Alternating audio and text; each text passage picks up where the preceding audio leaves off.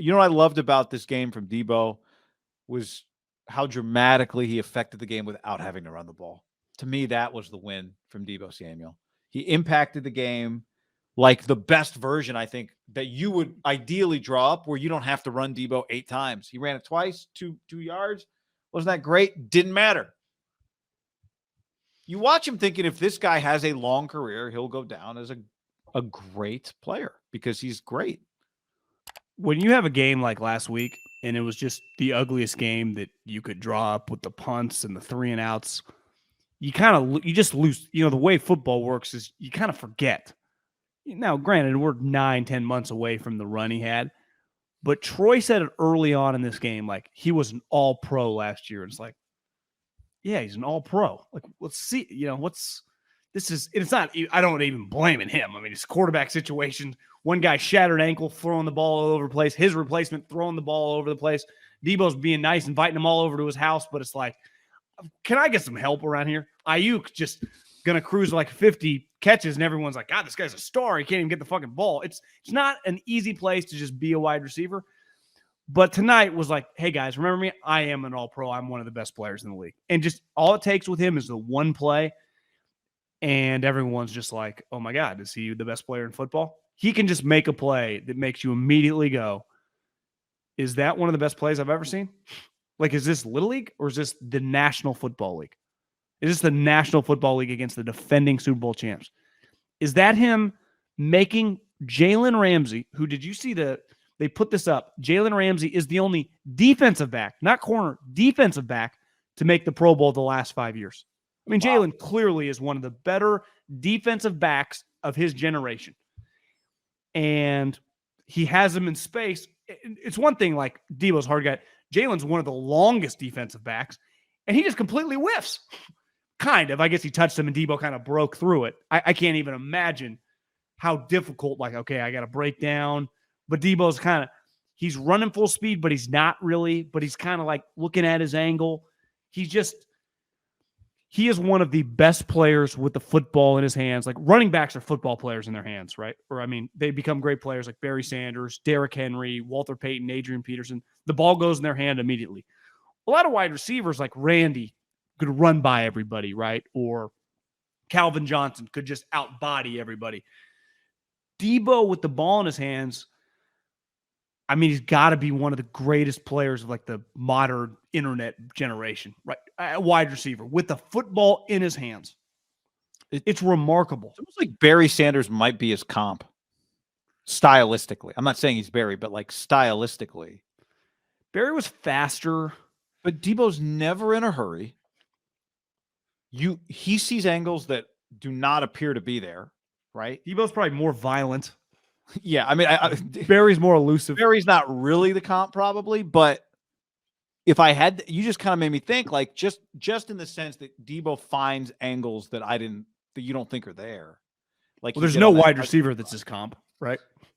Yeah, there's no wide receiver. I think to your point on the like, I'm an all-pro performance from him is I'm an all-pro, and it's not because I'm a Swiss Army knife that I'm an all-pro. I'm an all-pro because as a receiver, there isn't anybody else in the league that can do what I do. And I can also do running back stuff. And the stuff I do as a receiver translates to the running back, wide back stuff. But I'm an all-pro. Like, I thought it was cool that he had an all-pro level game, as you said, without it being about being a running back. Even though, in the end, like, what he does on a screen and what he does when he takes a pitch, it's the same thing. My favorite part about the professional level, like in college, if you don't work out hard enough and you piss the coaches off at at Ohio State, Alabama, like they can just kind of throw you to the side. There's your equal a lot of the times. Like Will Anderson would be somewhat of an outlier, but if Marvin Harrison's kid was like lazy and Ryan Day hated him, they would have another guy that could, they would find another guy within a year or two that would be every bit his equal. In the pros, like there are not equals. And I think Tennessee is a good example of that. You cannot replace that crew of guys. They're unreplaceable. I think we talked about it last week, didn't we? AJ, DK, and Deebo. Like, those guys are dominant players. And there is no guarantee in the draft that the guy could be half as good as them, let alone ever sniff being as good as those guys. And they all do it differently. But Deebo, has been fat before. you go to practice, he's not Jerry Rice at practice. Before or just as the same guy physically? But remember, he came into camp a couple years ago out of shape. I guess he's always probably been bigger, but like out of shape. Yeah. Practice. If you didn't know, you wouldn't ever give him the practice's hardest guy of the year award. No, not winning a scout team player award. And I just think, and it just in the pros, it doesn't fucking matter because he's got that in the bag. Like it's different, but Allen Iverson and Deebo practices, but Allen didn't show up. But and I'm not saying he doesn't take football seriously once the season starts, but I think coaches get hard-ons for like giving it all in OTAs and working hard August 7th. And like Ayuk, clearly pretty focused practice player this year. Deebo just feeling his way in. I don't care. Like I that's why you pay the big bucks for that. Like he's the only guy in the league that can really do that. But like there's a handful of guys, like I would imagine Cooper Kupp's like the hardest practicer. I think he is. I've heard McVay talk about him. Like, and he's awesome. Like he's honestly, he feels like he's headed to the Hall of Fame probably one day if he stays just on this production trajectory. His production is going to be ridiculous, yeah. But he's an excellent player. And listen, I like him. But like, I don't know. I think I'd rather go to war with Deebo. Yeah, I mean, you're paying when you pay premium dollar, you want somebody that can do something that most other people can't do. And both of them are. I mean, Cooper produces. Aaron Donald, Jalen's like that, Bosa's like that, Trent's like that. I mean, that's what you pay for. But like the gap at the highest level, it's like ultimately in college, like I can just keep recruiting and I'm gonna keep finding stars. Like in the pros, like Kyle could have 10 more year Niner career, and like he's never gonna have that again, right? Just like Sean McVay, whenever that guy calls it quits, they're never finding another 99. Like that's right. And there they know have been it. Cooper Kupps before, kind of. Yeah, and I don't want to denigrate. It's not even about. But to your point, like I've never watched Deebo before. Like Kyle can't get another Deebo, so why would he have traded Deebo? No. Would have been like in hindsight when we talk about alternate universes, they would look like a different football team right now. And it's also, he's 26 years old. Like it is probably a 2 or 3 year sweet spot here. He's not. I don't expect to see Larry Fitzgerald at 35, right? No, I know. And that's what we keep saying. But I did wonder today watching him, like, if he could have a long career, if Deebo Samuel could have a long prime, then sounds crazy because they haven't won a championship and the Niners have all-time greats that have won titles, a lot of them, like Jerry and on and on and on. But if he has a long career as this Deebo Samuel, which I think we all just kind of go, well, you can't play long like this. Well, what if he can, then we're, if they're in the playoffs a lot, then we're talking about, again, I hate to even say this out, but we're talking about an all-time great player in the franchise's history. If he just is this guy for, 6 more years. He's having an all-time great, like season and a half, right? You keep doing stuff like this. Yeah. You just assume the physicality of it's going to be a challenge, but what if he overcomes it? What if he survives all that? It's just, I say this all the time.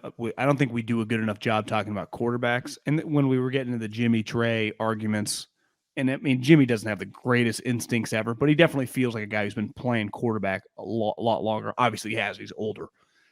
And like Mitchell Trubisky is a good example, right? Mitchell just got benched for Pickett. And if you watch Mitchell play football, didn't throw an incompletion. You just see a guy, in fairness, his last pick was a Hail Mary at the end of the game. You watch Mitchell Trubisky watch a guy with just no instincts. He's just playing the quarterback position as they tell him to play. And then just like if the play breaks down, he kind of freaks. And I think instincts, even at the highest level, instincts are something we don't talk about enough. Like you either like obviously Hufanga is just an instinctive football player. Yeah. Aaron Donald, Cooper Kupp, these guys are just instinctive football players. And Deebo's instincts and just feel for being a football player. Like Kyle would tell you over beers, like, fuck, I can't teach half the shit he does. Like we ain't coaching this up. We try to get him the ball to then do what he does, right? We try to just let him be him. Andy Reid would tell you, like, I'm not coaching Tyreek Hill's speed, or McDaniel. I'm just drawing a play to try to utilize his speed and then let him take over. And I think they do a good job. I was adamant, stop running these screens. Well, Denver was triggering a lot harder, it feels like, than the Rams were because they worked tonight. Yeah. They hit I him know. like 3 or 4 times, didn't they? Yeah. You said they got a face mask on Ayuk's screen? Well, it didn't get called, but before Golden missed the field goal, they were at the 30, so it was a 47-yarder. All you needed was to not take a sack, and Robbie, you'd be in his field goal range. And they throw that screen to Ayuk that got like, whatever, got 5 yards or something. And they just got lucky. I think Jennings, no, it wasn't Jennings. Somebody was out there kind of grabbed a face mask on a block that didn't get called, and it might have pushed them out of field goal range, which whatever, they missed a field goal. So, like I watched, I just typed into YouTube. YouTube, if you just want to watch like, especially the quarterback, like just Justin Fields throws against the Giants. Yeah. It's hard because he's getting chased a lot of times, but I think a lot of people are going like, we don't see the instincts of playing the quarterback. Have you noticed his statistics are like historically terrible? I have noticed. We talk about him every week. But they weren't good again. I mean, it's just. I know. We talked about him yesterday. Remember? It was like 8. What did he complete? 8 yesterday? Or was that last week and this week? Yesterday might have been 9. Yeah. 9 or 11. I think they combined for 20. Maybe he had 11 and Daniel Jones had 9. It was an ugly game for the two of them. He was 11 to 22. He can make some wild throws, but I think sometimes you just go, is this guy a great athlete playing quarterback? Like you watch Lamar, you just go like, this guy was fucking born to kind of run the offense. Somebody said, what was that video you watched on Fields, an 8-second video? I'm nervous. Yeah, well, I think he does throw a beautiful deep ball. I'll give him that. The easiest guys to see instincts on are running backs, right? Probably because you just watch the ball and you just watch them, and it's just the best player when you played pickup football. It's just the guy that gets the ball. And why did Elijah Mitchell win the job in like 2 games, right? Because it was obvious to all of us. You didn't need to be a scout or Kyle Shanahan to see it. D lineman too, I think you just kind of. Well, like a guy like Hufanga, right, needs to play in games probably for it to show. Maybe it shows up in the meeting rooms. Coaches can kind of tell that he's smart. I don't know. Effort, Yeah. Special teams, like this guy just wants it. But he's got to play in games for it to show. And he's had a pretty legendary guy early 49er career. He had the fucking field goal touchdown, and then the Rams pick 6 on Monday Night Football. Josh Norman ran off the field, didn't celebrate with the team. Too cold, needed a coat. Now he's gone, gone and forgotten. Was like -10. Gone and forgotten, you agree? You're telling me he didn't celebrate with the guys in the end zone? You watch the tape, 11 guys on the field, 10 of them are in the end zone, and Josh Norman makes a U-turn and goes to the sideline. I mean, he did like a jump up and down, but then he was out of there. It was cold. Maybe he wasn't on. Maybe he's not on extra point team. He was just good at subbing. I still believe to my core, very lucky that game was in the cold and not like a 70-degree day. 100%. That would have been a bad matchup. Totally. Would have been bad.